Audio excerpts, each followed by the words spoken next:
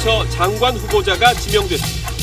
교육부총리는 김상곤 전 경기교육감, 법무장관 안경환 서울대 명예교수, 국방장관엔 송영무 전 해군참모총장이 내정됐습니다. 오늘 낮 서울 서남부와 경기 광명시 일대 19만 가구가 정전됐습니다. 곳곳에서 엘리베이터와 신호등이 멈추고 식당과 쇼핑몰에 전기가 나가면서 시민들이 큰 불편을 겪었습니다. 인공고형물 대신 가슴에 지방을 이식하는 수술이 유행하고 있습니다. 그런데 반년에서 1년이 지난 뒤 지방이 괴사해 염증이 생기는 부작용이 속출하고 있습니다. 계속 가슴이 점점 더 탱탱하게 붓고 불행적으로 촬영을 못할 지경이 되는. 교통사고 몇 번 냈다고 보험료를 3배나 올려받는 사례가 급증하고 있습니다. 사고가 잦은 운전자에게만 적용되는 제도가 남발되면서 보험사들의 폭리가 도를 넘었다는 지적이 나오고 있습니다. 필리핀 세부에서 한인을 살해한 진범을 우리 경찰과 교민이 합심해 붙잡았습니다. 앙심을 품은 내연녀가 남자친구와 공모에 저지른 것으로 드러났습니다. 원가의 10배나 부풀려 방위사업비를 받아내려던 업체가 적발됐습니다. 5조 원의 예산이 투입되는 군 통신망 개선 사업에서 벌어진 일입니다. 단독 취재했습니다. 피아니스트 선우 예곤이 세계 3대 콩쿠르에 버금가는 미국 반 클라이번 콩쿠르에서 한국인 최초로 우승했습니다.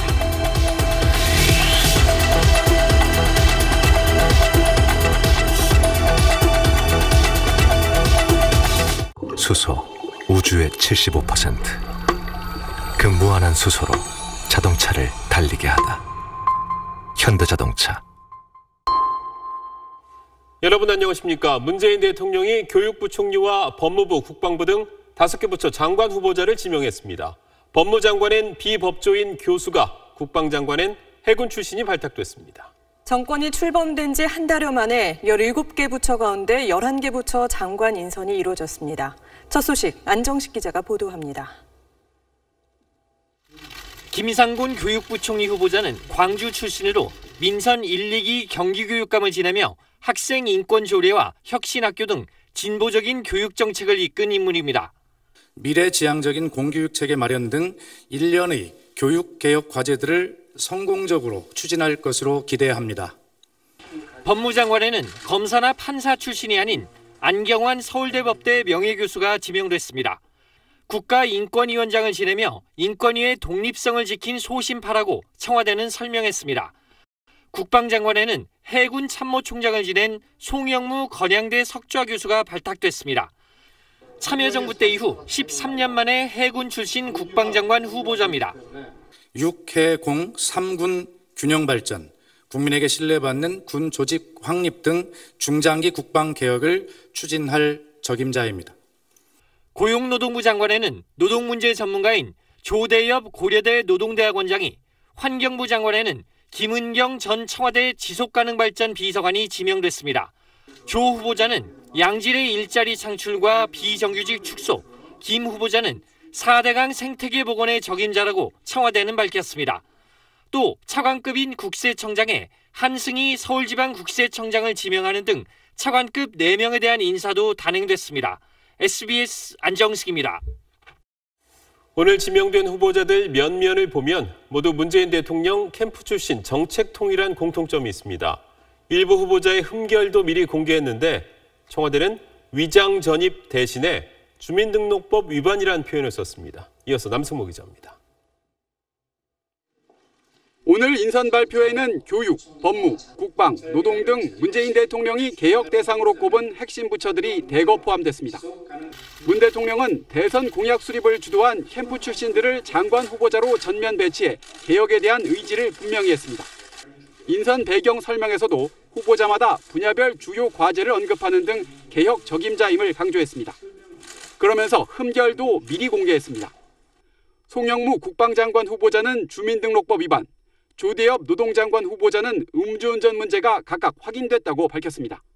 주민등록법 위반이 위장 전입을 뜻하는 것이냐는 기자들의 질문에 청와대 관계자는 군인의 직업 특성상 발생한 문제라며 청문회에서 위장 전입인지 아닌지 다뤄지게 될 것이라고 말했습니다. 이에 대해 송 후보자는 고향에 아파트나 마련하겠다는 생각에 아버지가 사는 대전으로 주소지를 옮겨 지난 1989년 군인공제회 아파트를 분양받은 것으로 투기는 아니라고 해명했습니다. 자유한국당은 이번 인선은 전형적인 캠프 보훈 인사이자 코드 인사라고 비판했습니다. 국민의당은 청와대의 선제적 고백이 곧 면죄부를 의미하는 것은 아니라고 지적했고, 바른정당은 청와대가 여전히 인사 5대 원칙을 어기고 있다고 비판했습니다. SBS 남승모입니다.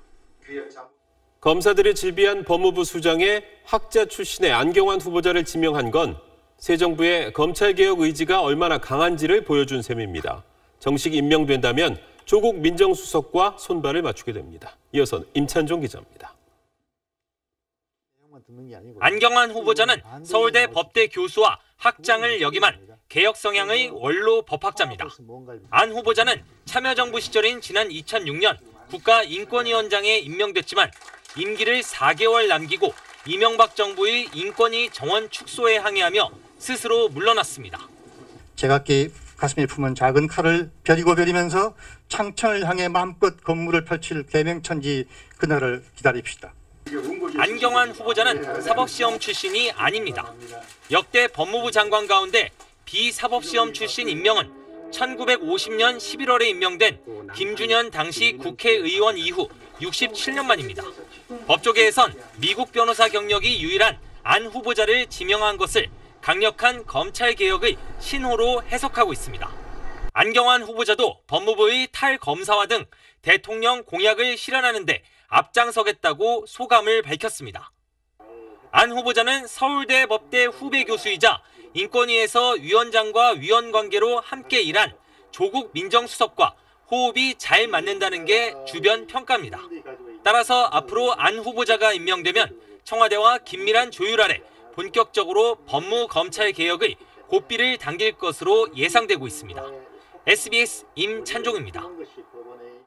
오늘 인선 소식 정치부 이한석 기자와 조금 더 자세히 알아보도록 하겠습니다. 자, 이 기자. 네. 오늘 정치부 기자들이 봤을 때 정말 의외다, 이런 후보자는 일단 없는 거죠? 그렇습니다. 교육부총리 김상곤, 또 네. 국방부 장관 송영무 후보는 1순위였습니다. 특히 이 안경환 후보자는 어디로 가느냐가 이제 관건이었던 거죠. 법무장관으로 가느냐 아니면 네. 다른 장관으로 가느냐가 이제 저울질을 하고 있었는데 결국 이제 법무장관으로 확정이 됐습니다. 네, 그렇다면 예상됐던 인물들인데 인사가 좀 늦어졌단 말이에요. 그건 어떻게 된 겁니까? 네, 높아진 검증 기준 때문에 검증하느라 시간이 상당히 걸렸다. 이게 청와대 공식 입장입니다. 네. 송영무 후보자는 위장 전입, 또 김상곤 교육부총리 후보자의 경우에는 논문 표절 의혹을 브리핑에서 직접 거론하기도 했습니다. 네. 자, 그런데 지금 인사청문 때문에 사실 전국이 좀 막혀 있는 상황인데 네. 오늘 이렇게 추가 인선을 발표했다. 이것은 정면 돌파하겠다, 이런 의지라고 볼 수 있는 겁니까? 아무래도 내일이 문재인 대통령 국회 시정연설입니다. 네. 시기적으로 미묘할 수밖에 없는 거죠. 그러니까 야당 입장에서는 이 문 대통령이 협치를 강조하더니 이제 와서 인사에서 물러서지 않겠다라는 뜻을 밝히는 것 아니냐, 이렇게 해석할 여지도 분명히 있습니다. 하지만 여당 입장에서는 이 점이 좀 부담스럽다는 거죠. 여전히 협치는 변함이 없다. 네. 야당 설득이 먼저라면서 이제 맞서고 있는 상황인데, 하지만 야당의 자세가 변하지 않는다면 어떻게 할 거냐, 이런 질문에 대해서는 오히려 기자들에게 어떻게 하면 좋겠냐고 되묻는 상황입니다. 아직까지 네. 해법이 마땅치 않아 보이는데 결국 야당의 반대가 계속된다면 이 국정 지지율 또 여론의 향배가 임명 강행으로 갈지 말지를 결정하게 될 것 같습니다. 네, 이 기자 잘 들었습니다. 네, 방금 말씀드린 대로 문재인 대통령이 내일 국회에서 시정연설에 나섭니다. 일자리 추경 예산안도 설명하고 야당 지도부도 만날 예정인데 야당 분위기가 여전히 냉랭합니다. 이 소식은 한상호 기자입니다. 문재인 대통령이 내일 국회를 찾습니다. 현직 대통령으로선 처음으로 추경 예산안에 대한 시정연설에 나섭니다. 문 대통령은 시정연설에 앞서 야당 지도부와 만나 강경화 외교부 장관 후보자를 비롯한 청문정국 협조를 당부할 예정입니다.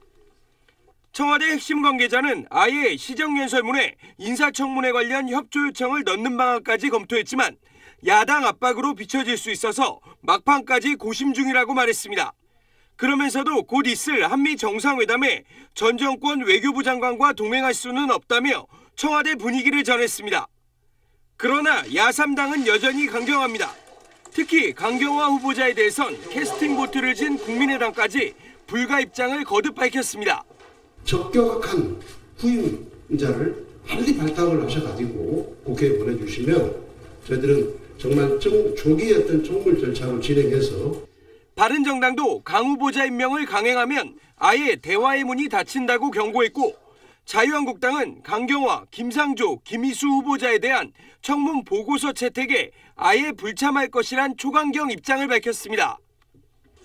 김희수 헌재소장, 김상조 공정거래위원장 후보자에 대한 청문 보고서 채택 문제는 내일 결론을 내는데 해당 위원장이 모두 한국당 소속이어서 진통이 불가피합니다. SBS 한상우입니다. 다음 뉴스입니다. 오늘 낮 서울 서남부와 경기도 일대에서 대규모 정전 사태가 발생해 19만 가구가 피해를 봤습니다. 긴급 재난 문자는 정전된 지 40분이 지난 뒤에 왔습니다. 윤나라 기자가 보도합니다.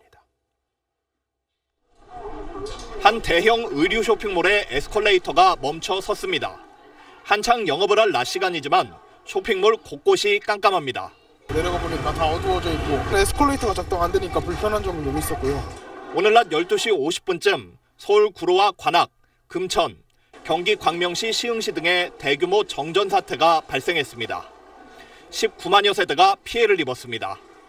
인명피해는 전해지지 않았지만 엘리베이터에 사람이 갇히고 교통신호 등 200곳이 꺼지는 등 곳곳에서 혼란이 빚어졌습니다. 영화관에서도 상영이 중단돼 환불 소동이 벌어지기도 했습니다. 복구 작업이 시작되고 25분이 지난 1시 15분쯤 전기가 다시 들어왔지만 일부 지역은 3시까지 복구가 지연되기도 했습니다. 한국전력은 광명시에 있는 영서 변전소에서 하위 7개 변전소로 전력을 공급하는 개폐 장치에 문제가 생겨 전력 공급이 중단됐다고 밝혔습니다. 한전은 현재 지역별로 피해 접수를 받고 있다며 오늘 밤에 문제가 된 개폐 장치를 교체하고 원인을 파악할 계획입니다. 국민안전처는 정전 사태가 발생한 지 40분이 지나 긴급 재난 문자를 발송해 뒷북 대응이라는 비판이 제기됐습니다. SBS 윤나라입니다. 정전으로 곳곳에서 불편했고 혼란스러웠습니다. 쇼핑몰은 암흑천지로 변했고 엘리베이터는 멈춰섰죠. 엘리베이터에 갇혀 결혼식에 못 간 축가 연주자도 있었습니다. 이어서 김정우 기자입니다. 한낮에 건물 안은 순식간에 암흑천지로 변했습니다. 이제 한 3분 전에 다시 그게 켜졌거든요. 켜졌었다가 다시 꺼졌어요. 예고 없이 찾아온 정전으로 조명은 꺼졌고 에스컬레이터는 멈췄습니다. 시민들은 지하철을 이용하기 위해 어두침침한 조명 밑에서 수십 개의 계단을 조심스레 내려가야 했습니다. 에스컬레이터 타고 오다가 에스컬레이터가 멈췄습니다. 한 대형마트에서는 시민들은 휴대전화 화면 불빛에 의지해 출구를 찾아야 했습니다. 갑자기 정전이 돼갖고 저 애들하고 그쪽에 놀고 있었는데 나갔고 고객들도 많이 빠져나갔어요. 밥 먹는 사람들도 많이 나갔고. 일부 식당은 카드 결제기가 작동하지 않아 영업을 잠시 중단했고 결혼식 축가 연주를 맡은 한 여성은 갑자기 멈춰선 엘리베이터 안에서 1시간 넘게 갇히기도 했습니다. 예식이 진행될 때 연주를 해야 되는데 그것도 진행을 못하고 있어요. 1시간 정도 여유가 있어서 곧 된다길래 다른 조치를 못 취해놨거든요. 정전이 발생한 뒤 3시간 동안 아파트와 상가 등 엘리베이터 고장으로 소방당국이 출동한 건수는 서울과 경기 지역을 합쳐 모두 71건. 25분 정도의 정전 사태로 한낮 도심은 아수라장으로 변했고 시민들은 놀란 가슴을 쓸어내렸습니다. SBS 김정우입니다. 뱃살이나 허벅지에 있는 지방을 꺼내서 가슴에 이식하는 수술이 요즘 유행하고 있습니다. 실리콘 겔 같은 인공 보형물보다 이물감이 덜하고 모양이나 촉감이 자연스럽다고 해서 이 수술을 받는 여성들이 급증하고 있습니다. 그런데 지방이 괴사해서 염증이 생기는 부작용도 끊이지 않고 있습니다. 먼저 그 실태를 장선희 기자가 보도합니다. 뱃살 지방을 가슴에 이식한 20대 여성의 유방 엑스레이 사진입니다. 가슴에 지름 12cm 크기의 덩어리가 선명합니다. 이식한 지방이 굳어 딱딱해진 겁니다. 지방이 괴사해 염증성 반응을 일으키는 경우도 다반사입니다. 이미 만성 염증이 돼 있고 치료를 해도 딱딱한 거는 없어지지 않는데 뱃살 같지는 않아요. 이렇게 괴사한 지방을 제거하는 수술 동영상입니다. 가슴에서 누런 지방 덩어리가 고름과 함께 줄줄 흘러나옵니다. 가슴 지방 이식 부작용으로 이 병원을 찾은 환자만 최근 3년간 700명에 달합니다. 지난해 가슴 지방 이식 수술을 받았던 이 여대생도 염증이 심해져 제거 수술을 받았습니다. 한 6개월까지도 계속 가슴이 점점 더 팽팽하게 붓고 브래지어를 착용을 못할 지경이 되더라고요. 인터넷 성형 카페에서도 가슴 지방 이식 부작용을 호소하는 글들이 계속 늘고 있습니다. 부작용 양상이 다양하게 나타나는데 피부 아래에 있는 지방층에 스펀지에 이제 잉크가 스며들듯이 이렇게 쫙 퍼지는 경우도 있거든요. 완전히 다 절제를 해야 되는 경우도 있긴 있습니다. 성형 목적의 지방 이식 수술은 물론 제거 수술 비용도 보험 적용이 안 돼 수백만 원에서 1,000만 원이 넘는 돈을 환자가 부담해야 합니다. 게다가 이식한 지방이 괴사하면 한 번에 제거할 수 없어 여러 번 제거 수술을 받아야 하는 고통도 뒤따릅니다. SBS 장선입니다. 이처럼 부작용이 속출하는데도 성형외과들은 부작용이 없다며 손님 유치에 열을 올리고 있습니다. 병원 말만 믿고 덜컥 수술을 했다가 돌이킬 수 없는 결과로 이어지는 사례가 적지 않습니다. 이어서 송인호 기자가 보도합니다. 서울 강남의 한 성형외과입니다. 가슴 지방 이식에 관심을 보이자 기다렸다는 듯 효과와 장점을 늘어놓습니다. 목이 같은 경우는 1타 2피죠. 그만큼 뽑아내고 나면 그만큼 슬림해진 라인 정도 효과는 날 것이고 가슴이 조금 업그레이드가 되는 거죠. 부작용은 없느냐고 묻자 대수롭지 않다고 말합니다. 내시방 놓은 거니까 상관없어요. 원체 유선도 있고 하기 때문에 걔가 큰 문제를 주지는 않아요. 수술 안 해도 뭉칠 수 있고요. 다른 성형외과들 인터넷 홈페이지에도 수술이 잘 됐다는 후기와 광고만 있을 뿐 부작용에 대한 언급은 찾아볼 수 없습니다. 너무 그냥 예쁘게 모델 사진들을 올려놓고 광고를 해놨는데 호감이 확 하더라고요. 부작용이라는 건 상상을 못했죠. 덜컥 믿고 수술했다가 부작용이 생기면 돌이킬 수 없는 결과로 이어지기도 합니다. 심한 농양이 생기면 그건 유방도 제거할 수밖에 없는 상황이 될 수도 있죠. 게다가 부작용이 수술 후 6개월이나 1년 뒤부터 나타나는 경우가 많아 병원 과실을 입증하기가 쉽지 않습니다. 힘겨운 소송 과정을 거치든지 아니면 제거 수술 비용을 떠나야 합니다. 신체적, 경제적 고통에다 정신적 고통까지 그야말로 삼중고입니다. 너무 아파가지고 내 사는 게 아니었죠. 너무 고통스러워가지고 그냥 이거는 차라리 죽는 게 더 낫겠다. 비용 목적의 지방이식 수술은 건강보험 적용 대상이 아니라 얼마나 많은 사람이 수술받는지 알 수 없는 데다 인공보형물과 달리 의료기기로 분류되지 않아 부작용이 얼마나 많은지 등 정확한 실태 파악조차 안 되고 있습니다. SBS 송인호입니다. 지난달 필리핀 세부에서 한국인 교민을 살해한 진범이 붙잡혔습니다. 앙심을 품은 필리핀 내연녀가 남자친구와 공모해서 저지른 것으로 드러났습니다. 김혜민 기자입니다. 오토바이를 탄 사람들이 한 주택으로 들어가고 10여 분 뒤 다시 오토바이를 타고 빠져나옵니다. 지난달 18일 필리핀인 A씨와 A씨의 남자친구 B씨 등이 47살 한국인 황모 씨를 살해한 뒤 집을 빠져나가는 겁니다. 앞서 필리핀 경찰은 이웃 남성 2명을 용의자로 체포했지만 진범이 아니었습니다. DNA 분석과 SNS 추적을 통해서 현지 교민 그리고 코리안데스크 현지 경찰과 합동을 해서 범인을 검거. 황 씨와 내연 관계였던 A 씨는 황 씨 집에서 물건을 훔치다 발각돼 폭행을 당하자 범행을 계획한 것으로 조사됐습니다. 현지 경찰은 A 씨와 B 씨를 검거하고 공범 1명의 소재를 파악하고 있습니다. 승용차가 대형 화물차 뒷부분에 끼어 심하게 구겨져 있습니다. 구조대원들이 차량을 절단해가며 운전자를 구조합니다. 오늘 새벽 5시쯤 인천 중구 물류단지 안 도로에서 경비업체 순찰 차량을 운전하던 28살 권모 씨가 서 있던 화물차를 들이받았습니다. 경찰은 머리를 크게 다친 권 씨가 회복하는 대로 사고 원인을 조사할 예정입니다. 오늘 낮 12시 40분쯤 경기도 의정부시 중랑천에서 잉어 100여 마리가 죽은 채 떠올랐습니다. 의정부시는 가뭄으로 유량이 줄어 물의 산소량이 부족해 폐사한 것으로 추정된다며 수질 검사 등 원인을 조사하고 있습니다. SBS 김혜민입니다. 노숙인을 근로자로 둔갑시켜서 나라에서 지원하는 전세자금 대출을 받아 가로챈 일당이 경찰에 붙잡혔습니다.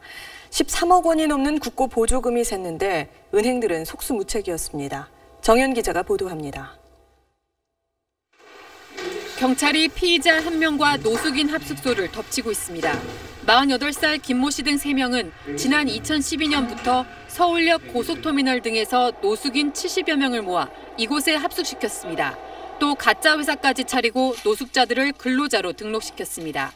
서류를 허위로 만든 뒤 국토부가 지원하는 근로자 전세자금을 대출받기 위해서입니다. 이들은 노숙자들을 반년 가까이 합숙시키며 은행의 방문 조사에 대비하기도 했습니다. 대출에 성공한 노숙인에겐 한 명당 200에서 300만 원을 주고 범죄라고 따지면 1,000만 원씩 주면서 입막음했습니다. 1,000만 원을 준다고 했는데 그 말을 싹 무시하고 맞으면서 감금을 당했습니다. 이런 방식으로 김 씨 일당이 챙긴 보조금은 2012년부터 지난 3월까지 13억 4천만 원에 달합니다. 국고보조 사업이다 보니 은행 심사가 자체 대출보다 까다롭지 않은 점도 문제였습니다. 부부 합산 연소득 5천만 원 이하인 조건만 갖추고 근로자라는 증명만 있으면 은행 청구 직원들은 말 한마디 묻지 않고. 경찰은 김 씨 일당과 노숙인 15명을 구속하고 10명을 불구속 입건했습니다. SBS 정연입니다. 일본의 한 고속도로에선 아찔한 교통사고가 벌어졌습니다. 반대편에서 승용차가 마치 새처럼 날아와 관광버스를 덮치면서 1명이 숨지고 45명이 다쳤습니다. 도쿄에서 최우원 특파원입니다. 일본 아이치현 도메이 고속도로. 달리는 관광버스 정면을 향해 거대한 물체가 날아듭니다. 이 물체는 1톤 무게의 승용차로 충돌과 함께 버스 앞부분은 완전히 떨어져 나갔습니다. 버스 운전자와 승객 45명이 중경상을 입었습니다. 승용차 운전자는 현장에서 숨졌습니다. 飛んできた途端にガラガラってすごい音がして、これも死んじゃうんじゃないかと思っちゃったもんですから。 일본 경찰은 승용차가 왼편 안전벽에 충돌한 뒤 속도를 줄이지 못한 채 반대편 중앙 분리대로 내달렸고 중앙 분리대 아래 흙 둔턱을 타고 치솟아 오르면서 반대편 차선에서 마주오던 고속버스 위를 날아 덮친 것으로 보고 있습니다. ガラスの破片がもう雨みたいにバーって顔から何か全部降ってきて 사고 승용차는 숨진 60대 의사가 수리 중인 자신의 차 대신 쓰기 위해 빌린 차량이었습니다. 일본 경찰은 현장에 속도를 줄이려는 스키드 흔적이 없는 점 등을 고려해 정확한 사고 원인을 조사하고 있습니다. 도쿄에서 SBS 최우원입니다. 교통사고 몇 번 냈다고 보험료를 3배나 올려받는 사례가 급증하고 있습니다. 사고가 잦은 운전자에게만 적용하는 제도가 남발되면서 보험사들의 폭리가 도를 넘었다는 지적이 나오고 있습니다. 손승욱 기자입니다. 회사원 최모 씨는 최근 3년 동안 아파트 주차장에서 기둥과 벽을 들이받는 사고를 3번 냈습니다. 그러자 보험료가 99만 원에서 176만 원으로 껑충 뛰었습니다. 사람만 사고라서 그런 어떤 배상 금액이 크거나 이런 거 아니라 그냥 주차하다가 뭐 벽을 부딪히거나 아니면 공에 부딪히거나 이런 부분들 때문에 된 거죠. 공동인수로만 계약이 가능하다고 그러더라고요. 이른바 공동인수 대상이 된 겁니다. 사고가 많아 보험 계약이 거절된 계약자에 대해 여러 보험사가 위험을 나누는 제도로 보험료가 2~3배까지 오를 수 있습니다. 문제는 사고가 많은 일부 운전자에게 적용되던 이 제도가 남발되고 있다는 겁니다. 공동인수는 최근 4년 동안 10배 가까이 폭증했는데 특히 지난해에만 22만 건 이상 늘었습니다. 갑자기 인수를 강화해서 일반 상식으로 이해하기 어려운 그런 조건임에도 불구하고 받는 데다가 하나도 없었던 자체가 소비자 입장에서 상당히 당혹스러운 거죠. 보험사들은 과거 누적 적자와 손해율을 감안해 각자 기준에 따라 공동인수 기준을 정하고 있다고 해명하지만 공정거래위원회는 보험사들 사이에 담합은 없었는지 들여다볼 방침입니다. SBS 손승욱입니다. 일본 아베 총리 특사로 방한한 자민당 니카이 간사장이 간계를 꾸미는 일당을 박멸해달라고 말했습니다. 도대체 누가 간사 한 꾀를 꾸민다는 건지 이 말의 앞뒤 맥락을 알아봤습니다. 전병남 기자입니다. 문제의 발언은 니카이 간사장이 어제 김대중 노벨 평화상 기념관을 방문한 자리에서 나왔습니다. 한국 국회의원들과 대화하던 중 한일 양국을 멀어지게 하려는 소수 세력이 두 나라 모두에 존재한다. 한국 안에서 간계를 꾸미는 일당을 발견하면 박멸해달라고 말한 겁니다. 니카이 특사가 위안부 합의 재협상 주장은 바보 같은 짓이라며 원색적으로 비난한 직후라 미묘한 파문을 낳았습니다. 한국 내 재협상 주장을 간계, 박멸 대상으로 지칭했느냐는 추측이 이어졌습니다. 발언 내용을 처음 전한 일본 아사히 신문조차 우호를 호소하는 맥락이지만 파문 가능성도 있다고 썼습니다. 발언을 직접 들은 정치인들에게 정확한 맥락을 물었습니다. 니카이 자민당 간사장은 지한파고 친한파입니다. 일본에서나 한국에서 한일 관계를 해치는 발언을 하는 사람들을 박멸하자는 것은 서로 조심하자는 좋은 의미로 말씀하신 것으로 모두가 이해했습니다. 일본의 극우나 한국 내 반일 감정이 서로 자극하며 악순환하는 걸 막자는 원론적인 발언이었다고 설명했습니다. 미묘한 발언으로 연일 논란을 일으킨 니카이 특사 일행은 내일 문재인 대통령을 면담합니다. SBS 전병남입니다.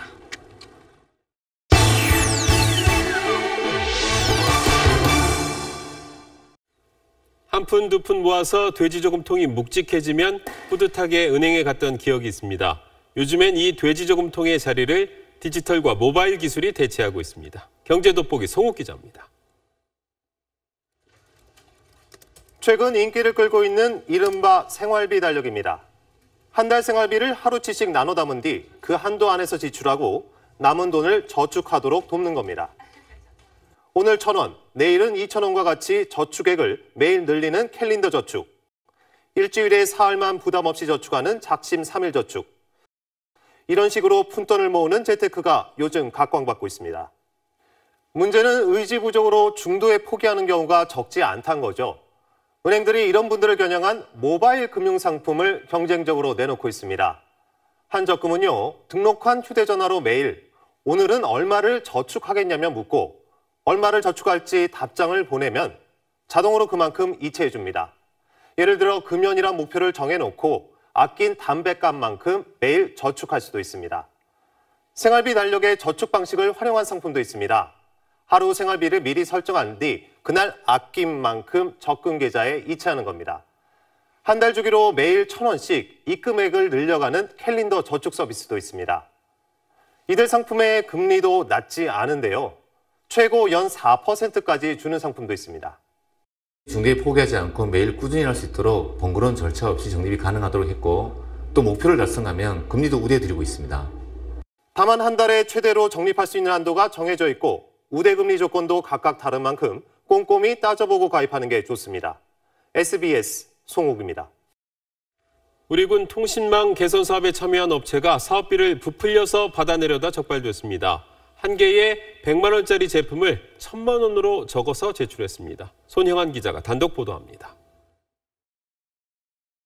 군 전술정보통신체계 TICN 사업에서 이동식 기지국 개발을 맡은 협력업체 A사와 이 기지국용 소프트웨어를 A사에 납품하는 B사가 체결한 견적서입니다.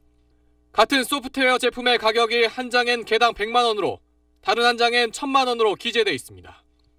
A사는 방위사업청에 납품가를 10배 부풀린 1,000만 원짜리 견적서를 제출했습니다. 부품 한 개에 추가되는 900만 원의 나랏돈은 A사와 B사가 나눠 갖기로 했습니다. 그 소프트웨어를 통해서 이제 주로 환수하는데 그런 방법을 내부적으로 검토를 해서 결정을 했습니다. 이동식 기지국 납품 물량은 1,500대, 이 중 지난해 150대가 납품됐습니다. 이들의 계획이 성공했으면 14억여 원의 방위사업비가 낭비될 뻔했습니다. 수사에 나선 경찰은 A사 전직 관계자의 진술과 두 업체 실무자들끼리 주고받은 이메일을 증거로 확보했습니다. A사 측은 가격 정하기가 까다로운 소프트웨어의 특성상 적정 가격을 정하려는 과정에서 오해가 생긴 것이라고 반박했습니다. 이 사업을 최초에 개발했을 때 소프트웨어 가격 기준에 대한 모함이 있습니다. 경찰은 그러나 A사의 모 회사 대표 정모 씨 등 관계자 10여 명을 14억 8천만 원을 편취하려 한 사기 미수 혐의로 불구속 입건했습니다. SBS 손형환입니다. 통신사 대리점 같은 데서 길바닥에 붙여놓은 광고 전단 보신 적 있을 겁니다. 모두 불법 광고물인데 여기에 미끄러져서 다치면 누가 보상해 줄까요? 이혜미 기자가 현장 취재했습니다. 인도위를 도배한 광고물들. 50대 주부 김모 씨는 지난 4월 이 길바닥에 붙여놓은 광고물 때문에 다쳤습니다. 비 내리던 오후 광고물을 덮은 비닐을 밟고 미끄러진 겁니다. 김 씨는 손목뼈가 으스러져 수술을 받았고 팔에 철심을 박은 채 퇴원했습니다. 못하지요, 살려면. 그냥 이제 한 손으로 할 수 있는 것만 하고. 일도 못하시죠? 그렇죠, 일도 못하죠. 김 씨 측은 사고 다음 날부터 넘어지는 순간의 CCTV를 확인하며 광고물을 붙인 점포에 보상을 요구했습니다. 하지만 점포 측은 2달 가까이 보험 처리가 안 된다며 책임을 회피하고 있습니다. 매장 내에서에 대한 발생한 사건이 아니라고 계속 얘기를 해서 대법원 판례라든가 그런 부분까지 좀 확인을 해달라고 해서 물에 젖은 비닐 위가 얼마나 미끄러운지 간단한 실험을 해봤습니다. 인도 위와 비닐을 덮은 종이 위. 차이는 분명합니다. 가끔 넘어지시는 분 계셔요. 그래서 내가 몇 번 봤거든. 종종 그래요. 그게 굉장히 미끄럽거든. 불법 광고물을 부착한 업체에 지자체가 장당 2, 3만 원의 과태료를 부과하는 것 말고는 달리 처벌할 방법도 없습니다. 불법 광고물에 피해를 입어도 소송 없이 보상받기 어려운 게 현실입니다. SBS 이혜미입니다. 중소기업보다는 크고 대기업보다는 작은 중견기업, 우리 산업의 허리 역할을 하고 있습니다. 그런데 기업이 커져서 중견기업이 되면 중소기업 때 받던 지원을 못 받습니다. 또 대기업한테는 아직 경쟁력에서 밀리죠. 기업 활력 시리즈, 오늘은 중견기업 정책의 문제점을 짚어보겠습니다. 정호선 기자입니다.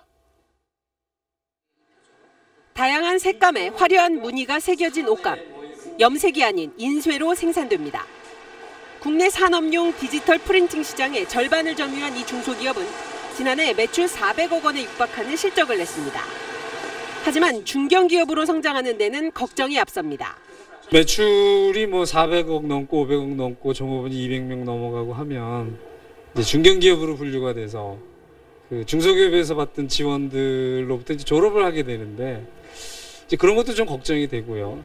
중소기업과 대기업 사이, 중견기업은 통상 3년 평균 매출액이 업종에 따라 400억 원에서 1,500억 원을 초과하는 기업을 말합니다. 그 수는 전체 기업의 0.1%에 불과하지만 국내 고용의 5.5%, 수출의 17%를 담당하고 있습니다. 하지만 중소기업을 졸업하자마자 저리의 정책 자금과 세제 혜택 등 지원은 끊기고 새롭게 적용받는 규제는 급증합니다. 그러다 보니 기업 쪼개기 등 편법을 동원해 중소기업에 머물려고 하는 이른바 피터팬 증후군이 팽배해 있습니다. 중견기업 열의 셋은 중소기업 회귀를 검토할 정도입니다. 성장에 따라 규제가 가해진다면 성장할 수 있는 요인이 떨어지기 때문에 이러한 문제에 대한 개선이 필요하다고 생각을 합니다. 반면 독일은 기업 규모가 아니라 기술력에 따라 정부 지원을 결정하는 히든 챔피언 정책을, 대만도 수출 중견기업을 집중 육성하는 정책을 펴고 있습니다. 대내외적 경제 충격에 완충 역할을 해줄 수 있는 그런 기업군이거든요. 보다 좀 이제 큰 사이즈니까 이건 산업 정책 차원에서 좀 접근해야 된다고 봅니다. 중소벤처기업부 승격으로 앞으로 중견기업에 관한 업무는 모두 산업부로 이관되는데 중소기업을 중견기업, 다시 대기업으로 이끄는 선순환 유도 정책이 요구됩니다. SBS 정호선입니다. 요즘 경남 통영시 홍도에는 번식철을 맞은 괭이갈매기가 몰려들어서 장관을 이루고 있습니다. 하지만 갈수록 빨라지는 갈매기의 번식 시기가 반갑지만은 않습니다. 장세만 기자가 보도합니다. 온통 갈매기떼로 뒤덮인 작은 섬. 우리나라 최대의 괭이갈매기 번식지이자 섬 전체가 천연기념물로 지정된 경남 홍도입니다. 어미 괭이갈매기가 알을 품은 지 20여일. 여린 부리로 바지런히 알 껍데기를 쪼더니 솜털 가득한 새끼가 모습을 드러냅니다. 어미가 준 먹이 받아먹고 부쩍 자라면 다음 달 이곳을 떠납니다. 괭이갈매기는 우리나라 해안 전역에 폭넓게 서식하지만 번식하는 곳은 대여섯 개 섬에 불과합니다. 포식자를 피할 수 있고 먹잇감이 풍부한 섬을 찾아서 번식하기 때문에 괭이갈매기 새끼를 볼 수 있는 곳은 몇 곳 되지 않습니다. 하지만 최근 괭이갈매기 번식에 변화가 감지되고 있습니다. 국립공원이 조사한 결과 10여 년 전과 비교해 번식 시기가 열흘이나 빨라진 겁니다. 지구온난화의 영향으로 분석되는데 실제로 번식지 주변 해수면 온도가 꾸준히 상승하고 대기 온도도 높아지고 있습니다. 바닷물에 플랑크톤이나 어류의 변화가 생기고 이로 인해 괭이갈매기의 먹이 환경도 바뀌는 것 같습니다. 따라서 괭이갈매기의 번식 시기도 변화가 있는 듯 합니다. 국립공원은 홍도 주변의 수온 변화가 인근 생태계 전반에 어떤 영향을 미칠지 더 심도 있게 관찰 연구할 계획입니다. SBS 장세만입니다.